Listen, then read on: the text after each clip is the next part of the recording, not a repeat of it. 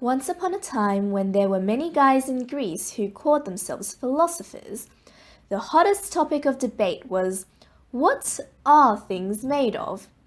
Well, one guy had one crazy idea. He decided that there must be tiny things we can't see that make up what we can see. He called these atoms. But nobody believed him. Fast forward several hundred years later when guys started calling themselves scientists instead. Another guy called Dalton thought this crazy idea was actually very smart. They needed some way to explain why lead and gold were not the same thing. So Dalton decided to design a house for these atoms, and inspired by the ancient Greeks, made them solid spheres. There were many different types of spheres, known as elements, and everything was made of a bunch of these spheres put together. Since these spherical houses were for atoms, the design is called the atomic model. This was all well and good until J.J. Thomson found electrons, the perpetually pessimistic particles that were a part of atoms. He caught them sneaking off the atoms they were supposed to belong to.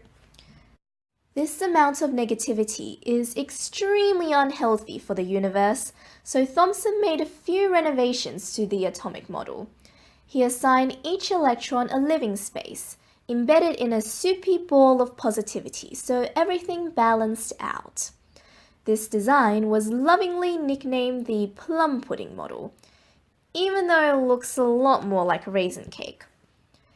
Things were all happily neutral for a while until a guy called Rutherford decided to shoot alpha particles, just the helium nucleus, at some gold foil.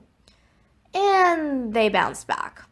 Well, most of them did go through, but some alpha particles must have hit something that were just as, if not more, optimistic.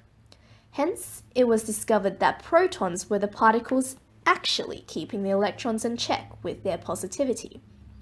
Now that scientists knew atoms were actually the atoms family, they had to somehow make separate living spaces to avoid being fined for violations of the fundamental laws of the universe.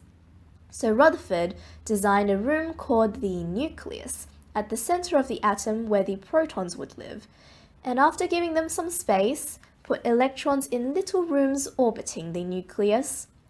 To make things even better, Henry Moseley figured the number of protons in each atom's family decided the type of family it was, since electrons were pretty temperamental and kept leaving and coming back. But there was a bit of a problem. Because the electrons had to run around the nucleus all the time, they would quickly lose too much energy and just collapse and fall into the nucleus. So another guy called Niels Bohr stepped up to the challenge of improving Rutherford's design. Instead of just adding rooms, he decided to build revolving apartment levels instead, which he called shells. Each shell could fit only a certain number of electrons. Now the electrons only needed a specific amount of energy to climb up to their shell.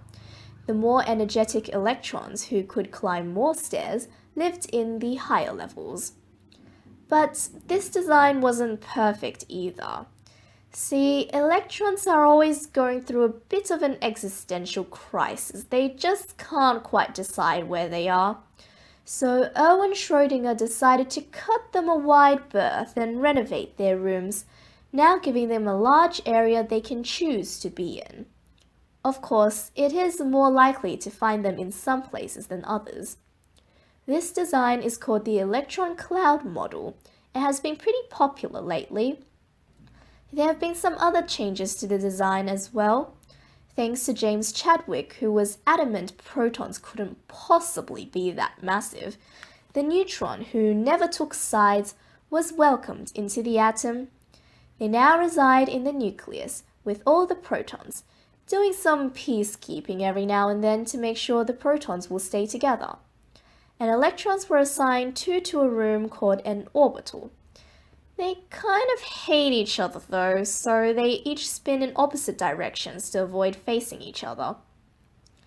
Over time, scientists have found more and more about the atoms family and have renovated their house accordingly. What will the atomic model look like in the future? No one knows. All we can say is that is a story for another time.